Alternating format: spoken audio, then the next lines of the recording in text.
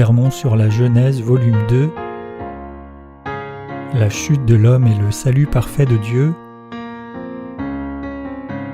De Paul Sejong.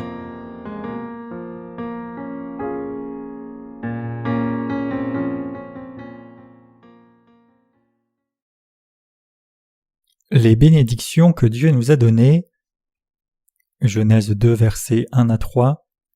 Ainsi furent achevés les cieux, la terre et toute leur armée. Dieu acheva au 7e jour son œuvre qu'il avait faite, et il se reposa au 7e jour de toute son œuvre qu'il avait faite. Dieu bénit le 7e jour et le sanctifia, parce qu'en ce jour Dieu se reposa de toute son œuvre qu'il avait créée en la faisant. Aujourd'hui, le passage des Écritures nous raconte que Dieu a créé tout l'univers entier. C'est à travers la planète Terre en particulier où vit l'humanité que Dieu nous a donné ses bénédictions. Les scientifiques sont sans cesse en recherche pour savoir s'il y a la vie en dehors de la planète Terre dans cet univers, se demandant si les humains peuvent vivre sur une autre planète. Toutefois, ce qui est le plus important pour nous, c'est de savoir et de croire que c'est Dieu en effet qui a fait cette planète. Il y a une différence fondamentale entre ceux qui croient en Dieu et ceux qui n'y croient pas.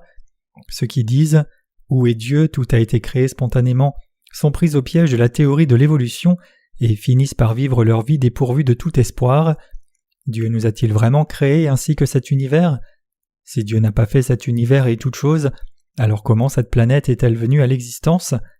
Plus nous examinons la création de Dieu, plus nous réalisons que Dieu a fait l'univers et toute chose.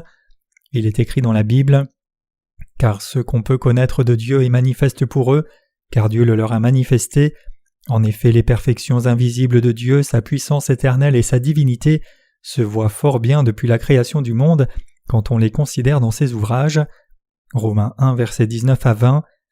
Quand nous regardons tous les animaux et les plantes de cette terre, et quand nous regardons les merveilles de la nature, nous pouvons voir comment la puissance et la divinité de Dieu sont imbriquées entre elles.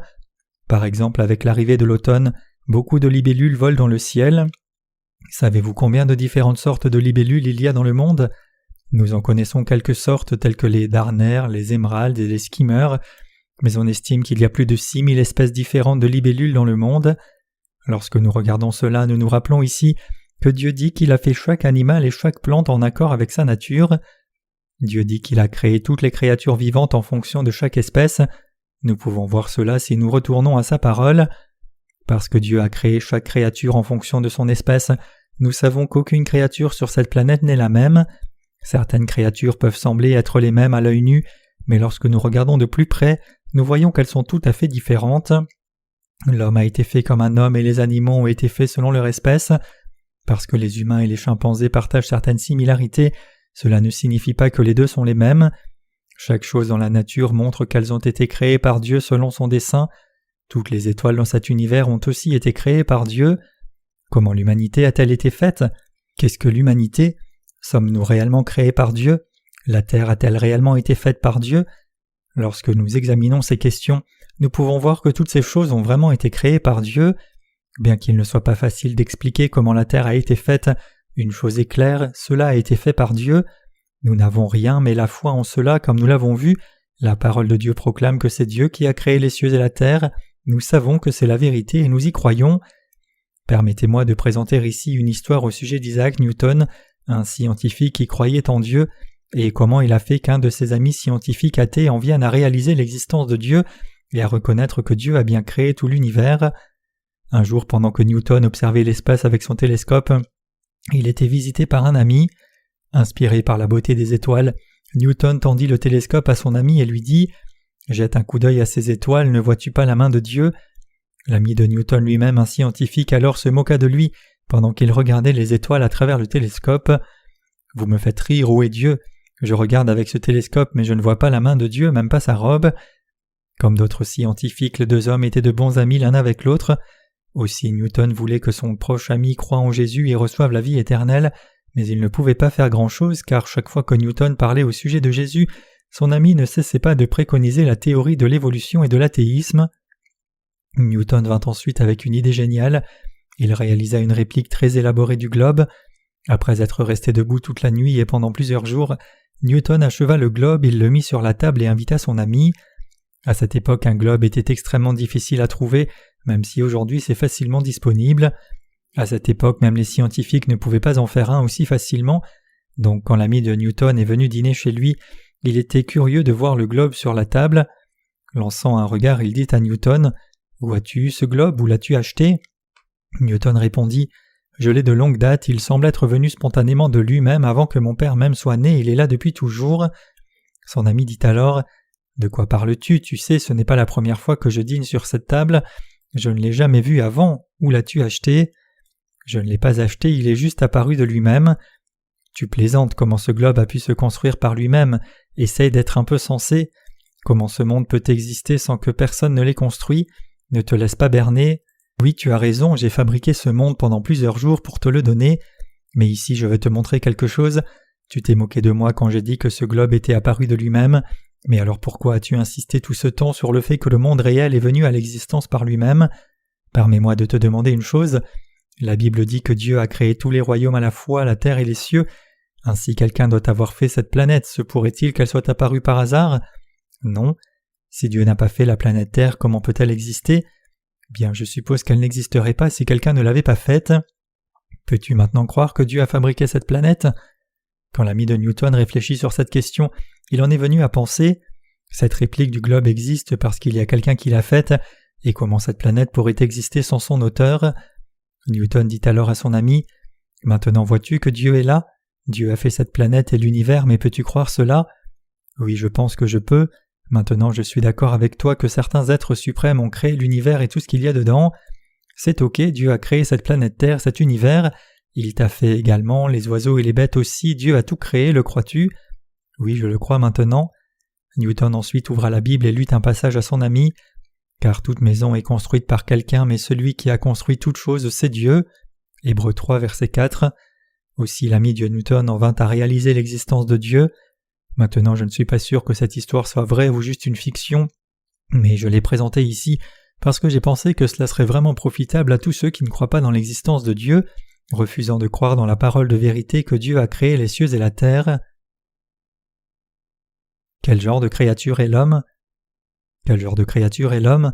Même si nous sommes tous des êtres humains, nous sommes si ignorants du genre de créature qu'est l'homme. Par la parole de Dieu, nous avons besoin de réaliser premièrement qui nous sommes réellement. Comment est l'humanité? Nous ne devons pas regarder aux apparences et au corps, mais nous devons regarder à ce qui est à l'intérieur.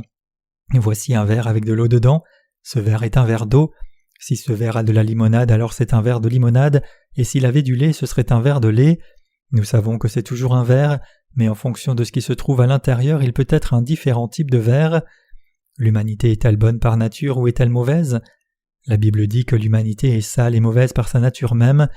Il est écrit en Marc 7, versets 20 à 22, « Ce qui sort de l'homme, voilà ce qui le rend impur, car c'est du dedans, c'est du cœur des hommes que sortent les mauvaises pensées, les adultères, les impudicités, les meurtres, les vols, les cupidités, les méchancetés, la fraude, le dérèglement, le regard envieux, la calomnie, l'orgueil, la folie. » À ce titre, la Bible déclare que l'humanité est remplie de toutes sortes d'iniquités.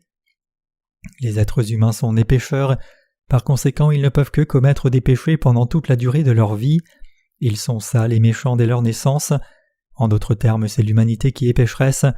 Les êtres humains, parce qu'ils sont tous nés comme les descendants d'Adam, ne peuvent jamais pratiquer le bien, être vertueux. L'homme est mauvais par nature. Permettez-moi de vous donner quelques exemples. Quel pays donne le coup d'envoi pratiquement de toutes les modes? Presque toutes les modes commencent à Paris en France. La France est le pays qui est le plus sensible aux modes, plus que la Grande-Bretagne et même que les États-Unis. On dit que les Françaises ont tendance à s'adonner à des extravagances et surtout qu'elles aiment les animaux de compagnie. Une jeune femme française élevait un cochon blanc comme un animal de compagnie. Étant quelqu'un qui n'a pas d'animaux de compagnie, je trouve cela difficile à comprendre, mais en tout cas, la femme a élevé un cochon blanc comme un animal de compagnie suite à la dernière mode du moment. Elle aimait juste son cochon blanc. Il était si mignon et câlin qu'elle ne pouvait le quitter des yeux. Sa minuscule queue en tire-bouchon était si mignonne, ses pattes courtes étaient si ravissantes, et son corps était si adorable. Elle baigna son cochon avec du lait, de sorte que ses poils devinrent tout brillants. Non seulement cela, elle l'aspergea même avec Mont Blanc, un célèbre parfum français, et nomma son cochon Mont Blanc ainsi. Comme cela, elle éleva son cochon blanc, lui prodiguant tous les soins et mit un point d'honneur à cela. Un jour, La femme devait faire un voyage d'affaires pendant 1 semaine. Cependant, le problème était le cochon blanc. Elle n'était pas sûre de pouvoir prendre son animal de compagnie ou bien de le laisser à la maison. Si elle prenait le cochon avec elle, elle ne pouvait pas s'attendre à faire son travail, mais si elle le laissait à la maison, elle s'inquiéterait de ce qu'elle ne pourrait pas le baigner, jouer avec lui et prendre soin de lui. Alors après une longue et difficile réflexion, elle décida finalement de laisser le cochon à la maison. Elle verrouilla la porte de devant, mais elle laissa toutes les portes de sa maison ouvertes pour que le cochon puisse se déplacer. Elle prépara assez de nourriture et d'eau pour 1 semaine, et avant son départ, elle lui donna un bain. Elle dit ensuite au cochon: « Mon petit bébé, prends bien soin de toi jusqu'à ce que je sois de retour de mon voyage. J'ai mis à manger pour toi ici.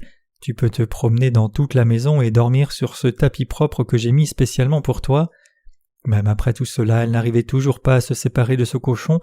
Elle l'embrassa une dernière fois et finalement partit. Mais alors même que sur la route toutes ses pensées étaient pour son cochon bien-aimé, elle avait toutes sortes de préoccupations, se demandant: « Mon petit bébé cochon va-t-il être bien pendant que je ne serai pas là? Il ne risque pas de tomber dans l'eau, n'est-ce pas ?» Finalement, après qu'elle en ait fini avec son travail, elle est retournée chez elle la semaine d'après. Dès qu'elle a ouvert la porte, elle a appelé le cochon par son nom, Mont Blanc, mais il n'y avait pas de réponse. Elle a regardé tout autour de la maison, de la chambre à coucher au salon, jusqu'à la cuisine, mais son bien-aimé Mont Blanc était nulle part. Tout comme elle s'inquiétait en pensant que quelqu'un aurait pu voler son cochon, elle entendit « ouinc » quelque part. Elle s'est donc dirigée vers le son, et quand elle a appelé Mont Blanc, il n'y avait plus de ouinc. Où pensez-vous que le cochon était? Mont Blanc était assis sur un tas d'ordures dans le fond du jardin, et il s'était tellement régalé d'ordures et d'eau sale toute la semaine que son estomac était dodu, et il se trouvait là, les 4 pattes collantes dans la saleté, si bien que quand il a entendu la voix de sa maîtresse l'appelant, il était heureux de répondre par un ouinc. La femme dit: « Viens ici tout de suite, Mont Blanc. » Mais le cochon ne se déplaça pas. Mont Blanc ne changea pas d'avis, prenant un air comme pour dire: « Mais madame, je suis bien là où je suis. » La femme n'avait jamais vu Mont Blanc avec un air aussi heureux que cela.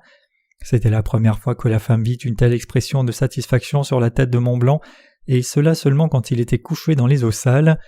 Cela la troubla profondément. Elle dit au cochon Mont Blanc: « Tu ne dois pas dormir dans un tel lieu et ne pas manger cette nourriture.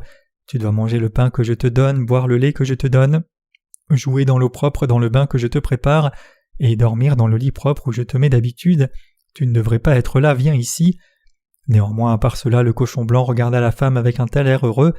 Il n'est pas étonnant dès lors que la femme était si troublée par tout cela. L'homme est comme le cochon dans l'histoire. Par nature, l'humanité est née avec de tels péchés sales comme l'obscénité, les meurtres, la fierté, l'adultère, les vols, la bêtise, les mauvaises pensées et ainsi de suite, et c'est la raison pour laquelle les êtres humains ne peuvent que commettre le péché tout au long de leur vie. Parce que les êtres humains sont nés avec le péché dans leur cœur par nature, Psaume 51, verset 5, ils ne peuvent rien mais pratiquent la méchanceté toute leur vie et tombent dans le désespoir, c'est la nature de l'humanité. Un cochon préférerait-il vivre dans une maison? Depuis le jour où il est né, le cochon aime les eaux usées et la saleté par nature. Il peut bien sûr boire du lait si on lui en donne, mais ce que le cochon aime naturellement, c'est les eaux usées. C'est pourquoi nous nous moquons de quelqu'un disant « sale comme un cochon ». Telle est la nature du cochon. De même, c'est parce que les êtres humains naissent avec le péché qu'ils pratiquent la méchanceté. C'est ce que sont les êtres humains. Par nature, l'homme est-il bon ou méchant, cruel ou doux, propre ou sale? L'humanité est sale parce qu'il y a le péché dans son cœur. Sale, rien d'autre n'est l'humanité. Ainsi la Bible déclare: « Le cœur de l'homme est trompeur par-dessus tout et désespérément méchant, qui peut le savoir ?» Jérémie 17, verset 9. Lorsque nous regardons quelqu'un, nous ne devons pas seulement regarder son apparence extérieure et le juger propre et vertueux. La Bible déclare que l'humanité est sale et mauvaise, précisément parce qu'elle voit la saleté qui est à l'intérieur de chaque être humain et toutes les choses sordides et mauvaises qu'il y a en lui. Dès la naissance, tout le monde est né avec toutes sortes de saletés et de péchés dans son cœur.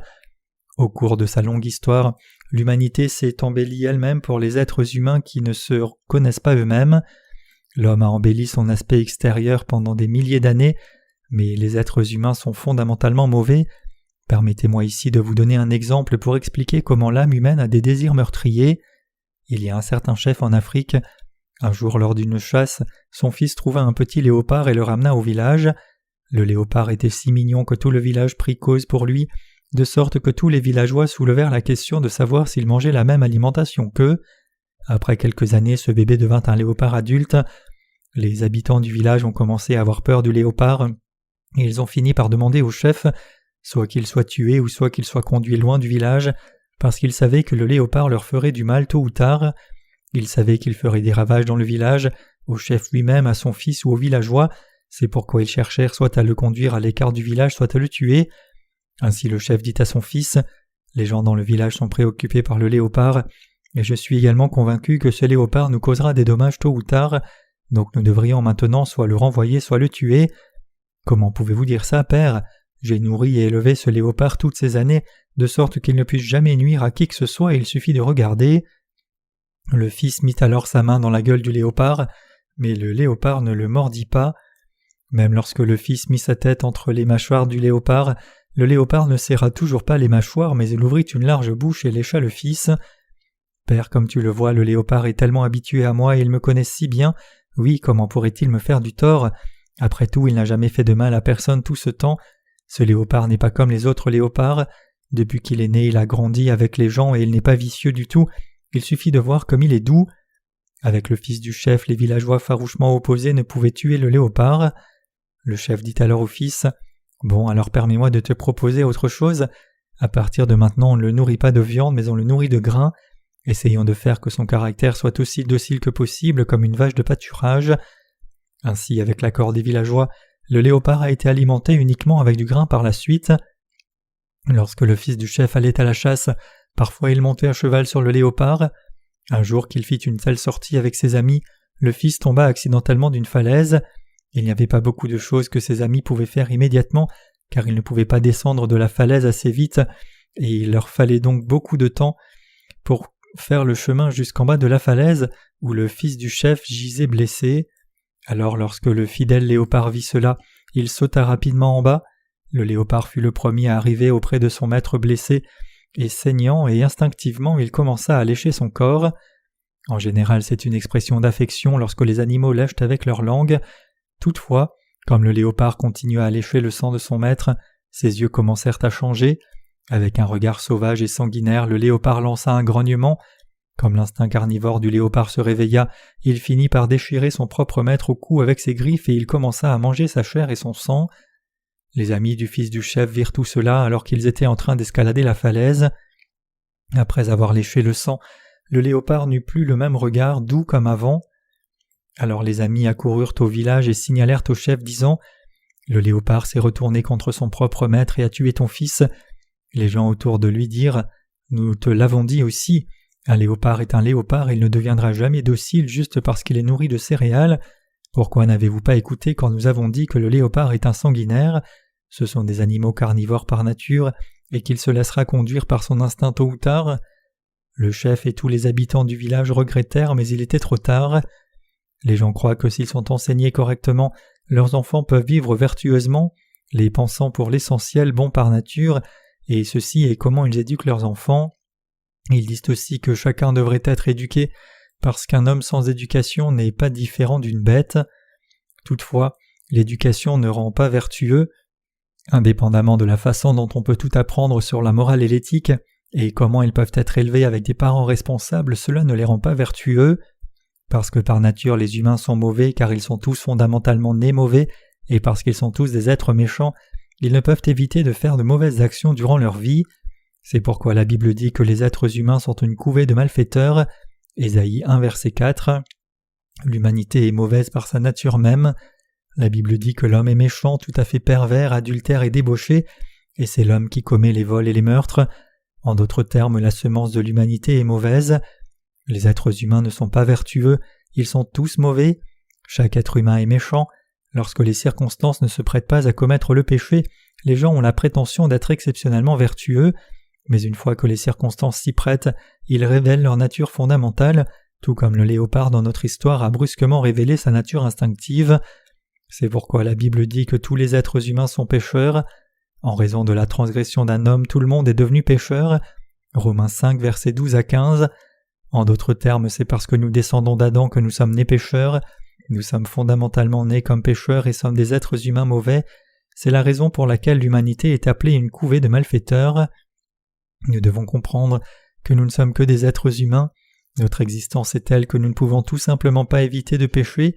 Les êtres humains ne peuvent pas s'arrêter de pécher jusqu'au jour où ils meurent, donc ils sont tous dans le désespoir. Dans son essai Confession, Tolstoï a comparé la vie à s'accrocher à une branche sur une falaise. Comme raconte Tolstoï, un voyageur se retrouve dans un endroit à l'abri, essayant d'échapper à une bête sauvage qui le poursuit.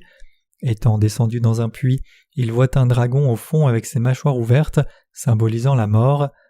Il ne peut ni remonter par peur de la bête, ni descendre au fond par peur du dragon, donc il se tient sur une branche poussant sur le côté du puits.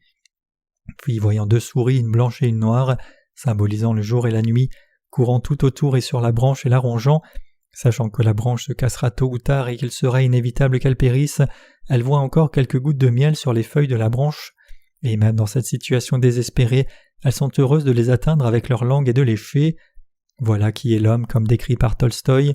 L'homme est emprisonné dans une telle situation désespérée, où la mort est inévitable et y échapper est impossible. Pourtant, malgré cela, il ne peut même pas réaliser sa situation désespérée. Certaines personnes affirment avec confiance qu'elles peuvent vivre sans commettre de péché si seulement les circonstances sont idéales. Elles disent « Eh bien, la seule raison pour laquelle je pêche, c'est quand les circonstances sont mauvaises. » Mais est-ce qu'un être humain peut réellement ne pas commettre de péché? Non, c'est impossible de ne pas commettre de péché. Comme tous les êtres humains sont nés avec un cœur pécheur par nature, il est impossible de ne pas pécher. C'est pourquoi personne ne peut éviter de mourir et être maudit. C'est la nature de l'humanité. L'homme lui-même ne peut qu'être maudit et il est complètement désespéré. Alors que nous poursuivons nos vies, pourrions-nous réellement ne pas commettre aucun péché du tout? Bien sûr que non. Aucun être humain n'est capable de s'abstenir du péché.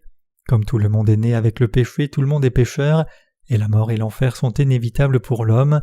C'est pourquoi Dieu dit à tous les êtres humains qui sont tous des pécheurs, « Le salaire du péché, c'est la mort ». Pouvez-vous comprendre maintenant? Ainsi, compte tenu de cette situation désespérée, quelqu'un doit nous aider. Nul ne peut nager jusqu'à la rive de l'océan Pacifique.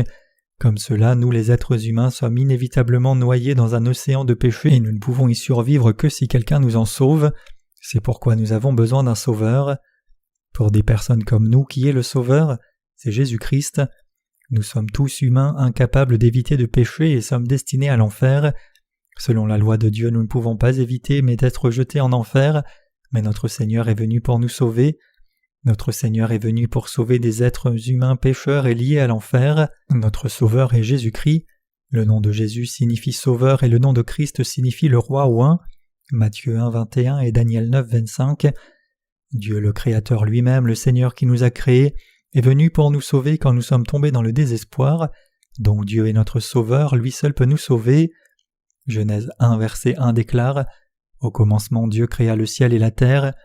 Jésus-Christ est aussi le Créateur Dieu qui a fait tout l'univers et tout ce qu'il contient, et quand ce Dieu a dit « Que la lumière soit », la lumière est venue à l'existence. Ce Dieu qui commande à la lumière d'être n'est autre que notre Sauveur Jésus qui est venu pour nous sauver. Il est devenu notre Sauveur, notre Dieu et notre Seigneur, Jésus-Christ. C'est Jésus qui est venu pour nous sauver du péché, et quand il est venu pour nous sauver, il a effacé tous nos péchés. Lorsqu'il est dit ici dans le principal passage d'aujourd'hui que Dieu bénit le 7e jour, cela signifie que Dieu nous a sauvés du péché et nous a donné la vie éternelle. La Bible dit « Comme il est donné aux hommes de mourir une fois après quoi vient le jugement » Hébreux 9, verset 27. Tout le monde doit mourir une fois. Après la mort, où quelqu'un peut-il aller s'il est pécheur? Il va en enfer. Mais s'il meurt après avoir reçu la rémission de ses péchés, où ira-t-il? Il ira au paradis. Tout le monde doit mourir une fois. Ainsi, parce que chacun meurt une fois dans le service funèbre, nous chantons « Dans la douceur d'à côté, nous nous rencontrerons sur ce beau rivage ». Si nous traversons une fois spirituellement le fleuve du Jourdain, nous atteindrons la belle rive spirituelle de la terre de Canaan, le royaume des cieux. Ce que le Seigneur a fait pour nous dans le fleuve du Jourdain, ce fleuve de la mort, est la chose suivante. Il a souffert notre mort et a porté nos malédictions à notre place.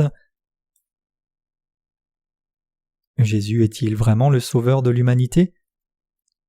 Permettez-nous de nouveau d'examiner notre salut avec l'évangile de l'eau et de l'esprit, et permettez-nous aussi d'examiner si ce Jésus en qui nous croyons tous est en effet devenu le sauveur qui nous a permis de nous sauver du péché du monde.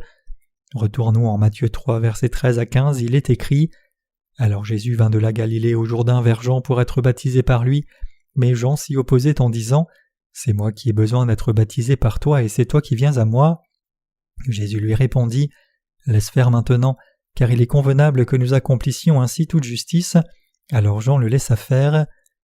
De tous les lieux, pourquoi notre Seigneur est venu au fleuve du Jourdain pour être baptisé? Le fleuve du Jourdain est le fleuve de la mort. Dans ce fleuve de la mort, Jésus est venu là pour assumer notre mort à notre place, la mort que l'humanité devait subir. Pour nous sauver et expier tous nos péchés, la raison des malédictions de l'humanité, Dieu lui-même a dû venir sur cette terre incarné à notre ressemblance et accepter tous nos péchés par son baptême.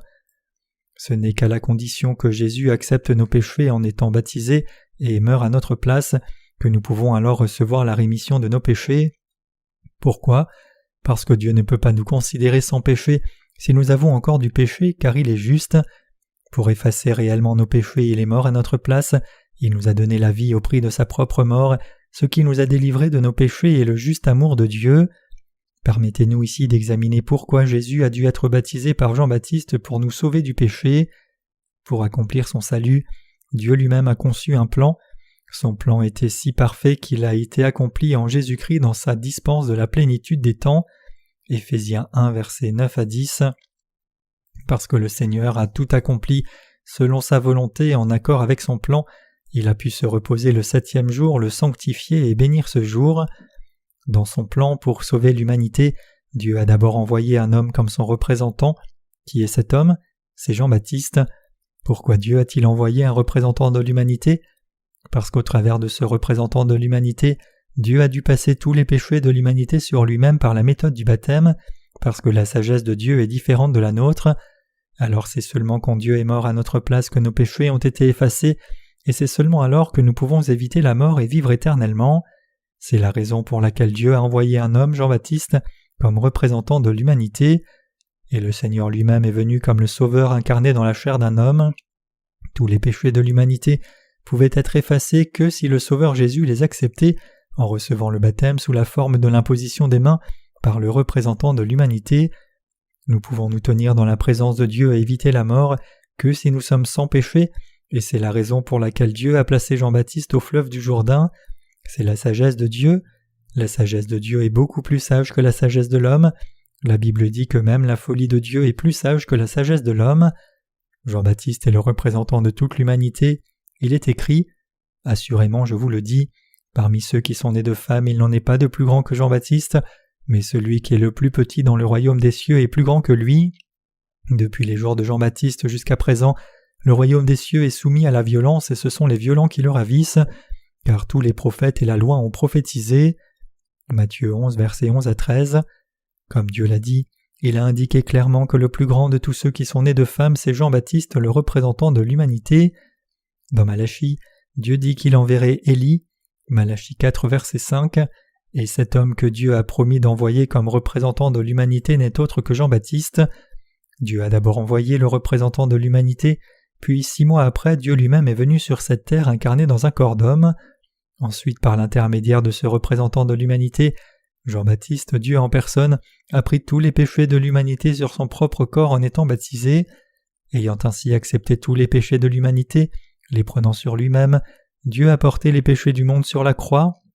C'est par la sagesse de Dieu que tous les péchés du monde ont été transférés sur Jésus-Christ. Comme le dit le passage des Écritures d'aujourd'hui, Dieu bénit le 7e jour et le sanctifia. En effet, Dieu a béni l'humanité. Jésus a pris tous les péchés du monde, en d'autres mots.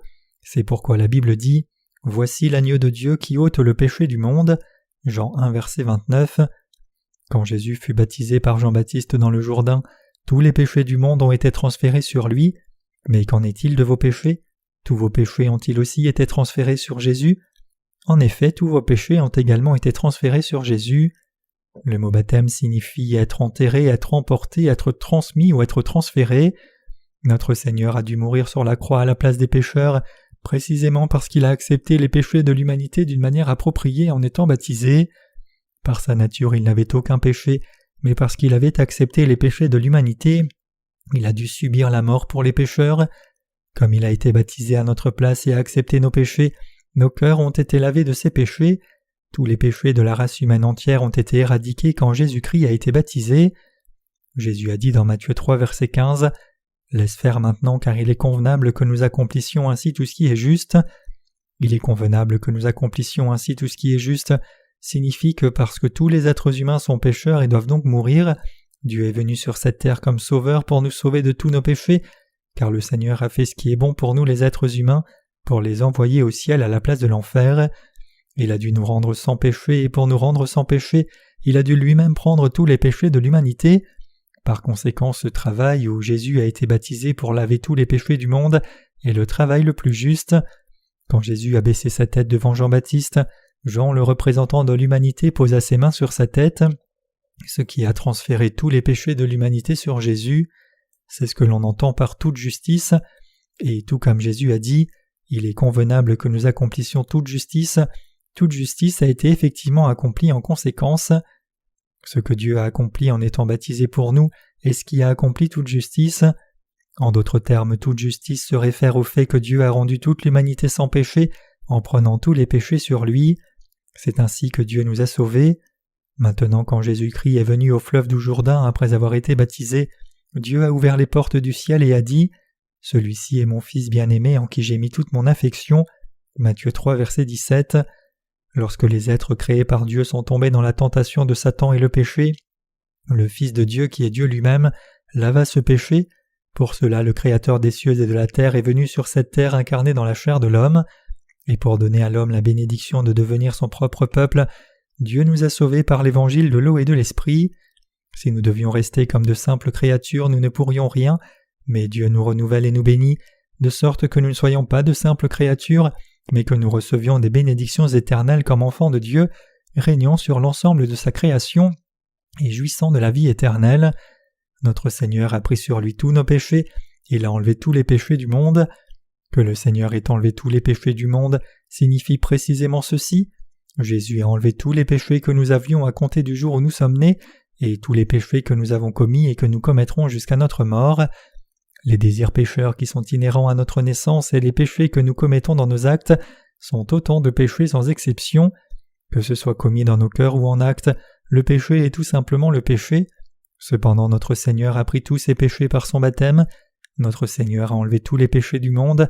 Notre Seigneur a pris tous les péchés du monde par son baptême et les a portés à la croix.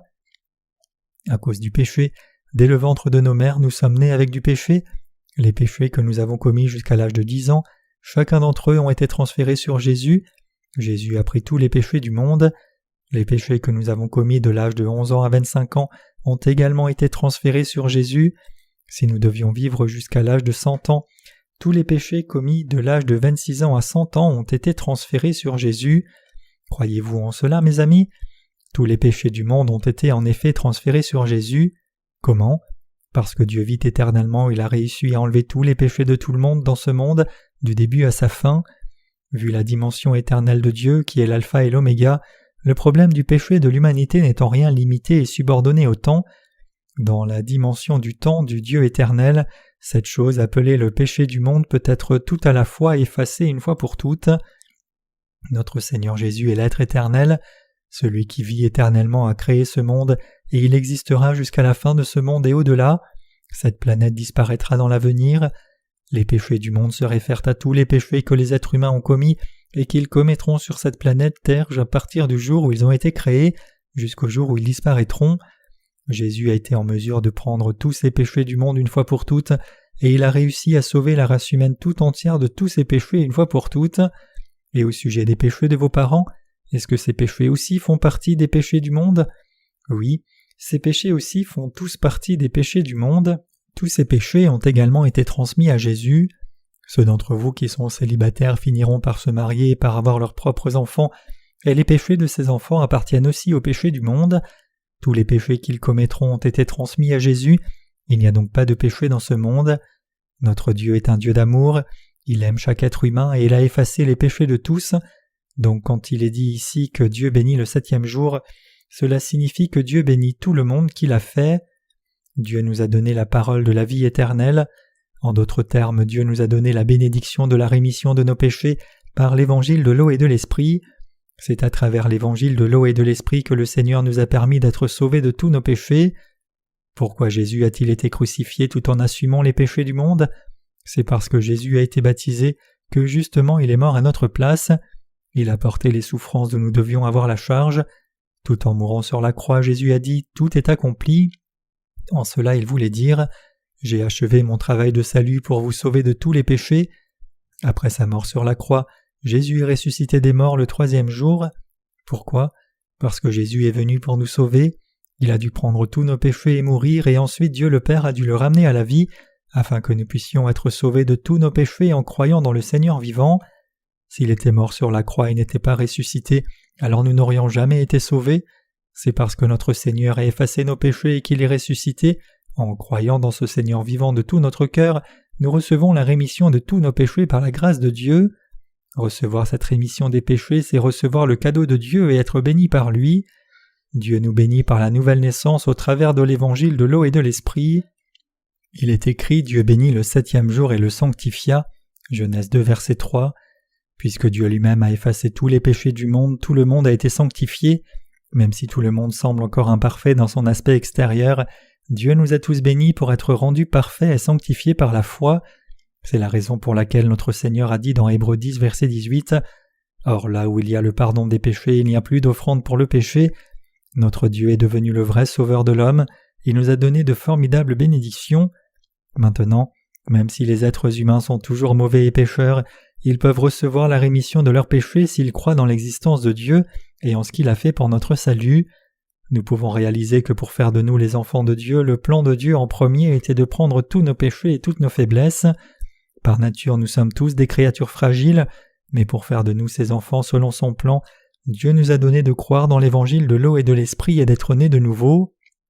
Dès le début, Dieu a voulu nous donner la bénédiction de devenir ses propres enfants. C'est pourquoi Dieu bénit le 7e jour après qu'il ait tout créé du 1er jour au 6e jour. Dieu a béni l'homme, il a béni l'univers entier et toutes choses. Notre Dieu nous a sauvés de tous nos péchés. Une fois que nous sommes remis de nos péchés et que nous sommes justes, péchons-nous plus ou moins? Certaines personnes pensent qu'une fois que nous recevons la rémission de nos péchés, nous pouvons en commettre autant que nous voulons car nous sommes censés être sans péché, n'est-ce pas? Ce n'est pas le cas. Au contraire, lorsque nous sommes sans péché, nous nous en éloignons encore plus.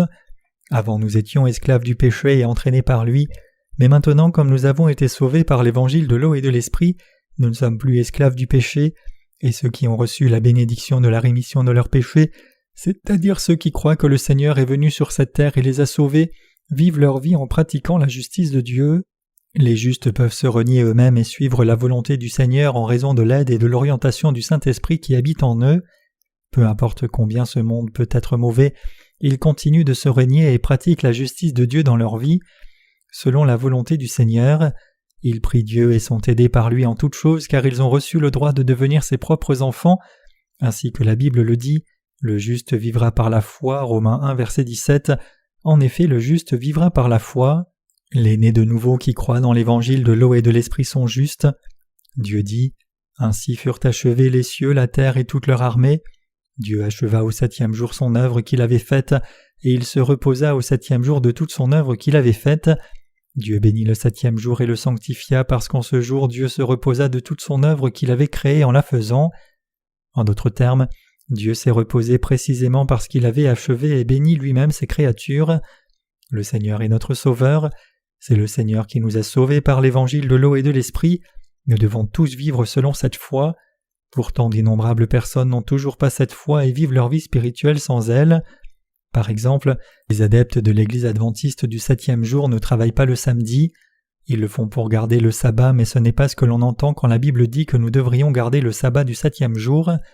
Dieu ne nous a pas dit de garder le sabbat seulement pour consacrer une journée. Pourtant, à ce jour, les adventistes continuent de prendre un jour par semaine comme le sabbat et de le sanctifier. Pour eux, le sabbat commence du coucher du soleil le vendredi au coucher du soleil le samedi. Voici comment cela fonctionne si l'on place le sabbat de l'Ancien Testament à un certain jour de la semaine. Toutefois, lorsque Dieu nous a dit de garder le sabbat, il voulait dire par là que nous devons le garder dans nos cœurs.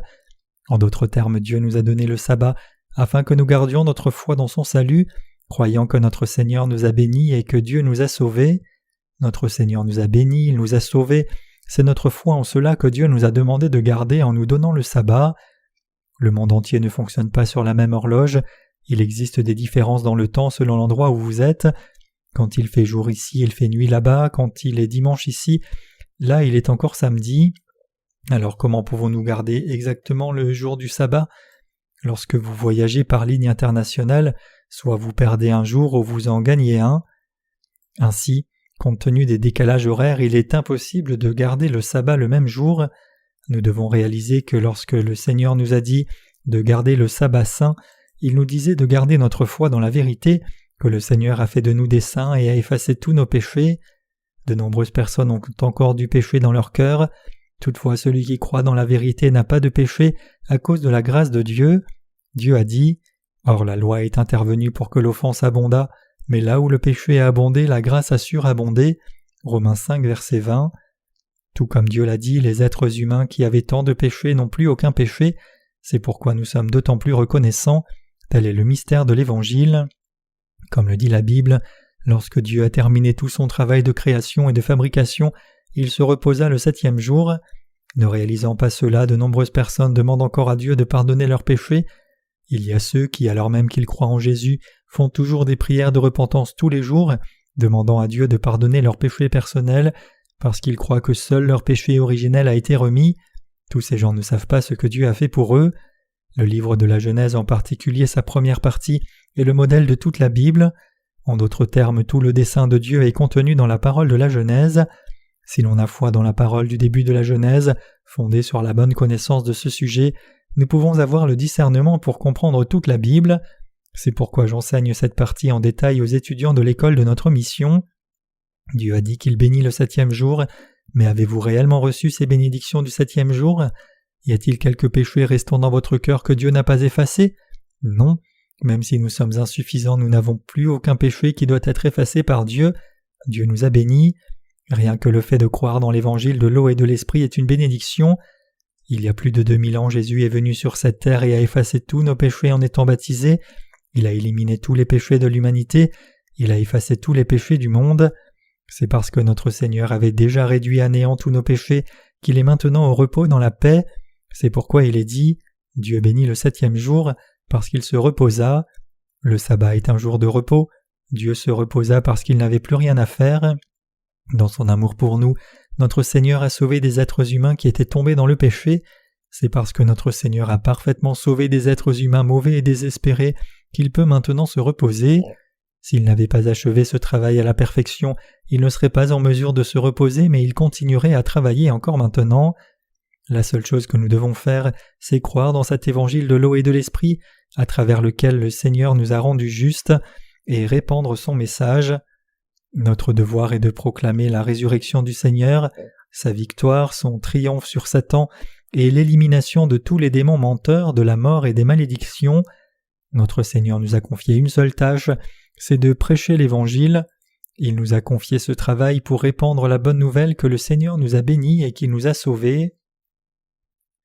En effet, Dieu a béni chacun de nous en servant l'Évangile de l'eau et de l'Esprit. Alléluia.